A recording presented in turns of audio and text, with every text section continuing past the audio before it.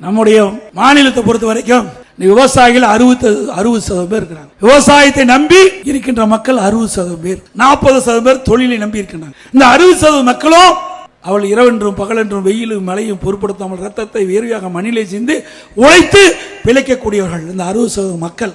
நீங்க டெல்டா மாவட்டம் போயிருந்தேன், அங்க குருவை சாகுபடி, அந்த சாகுபடி செய்த அந்த விவசாயிகள் அவருடைய அறுவடை செஞ்சு அந்த நெல்மணிகள்லாம் மூட்டை பிடித்து அங்கே நேரடி கொள்முதலத்தில் வந்து திறந்த வெளியில் அடுக்கி வச்சிருந்தாங்க.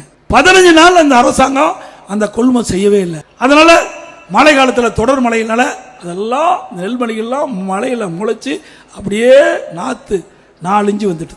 நான் கேட்டா இந்த முதலமைச்சரும் உணவுத்துறை மந்திரியும் சொல்றாங்க வேண்டுமென்றே திட்டமிட்டு எதிர்க்கட்சி தலைவர் தவறான தகவலை சொல்றார் என்று.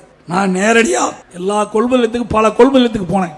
தஞ்சாவூர் மாவட்டம், நாகை மாவட்டம், திருவாரூர் மாவட்டம், இப்படி இந்த மாவட்டத்துக்கெல்லாம் நேராக போனேன்.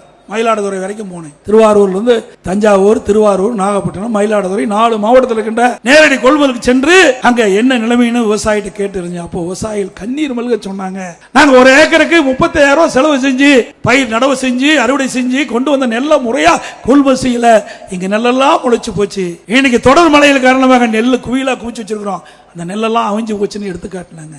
இந்த அரசாங்கம் நேரடியாக கொள்முதல் நிலையத்தில் கொள்முதல் செய்யாத கணத்தில் பல்லாயிரக்கணக்கான விவசாயிகள் இன்றைக்கு கண்ணீர் மல்க தன் உழைத்த நெல்லையெல்லாம் விற்க முடியாத அவலங்களை இந்த ஆட்சியில் ஏற்பட்டுகின்றது. இதற்கெல்லாம் முடிவு கேட்கின்ற தேர்தல் 2026 சட்டமன்ற தேர்தல் என்பதை நேரத்தில் தெரிவித்து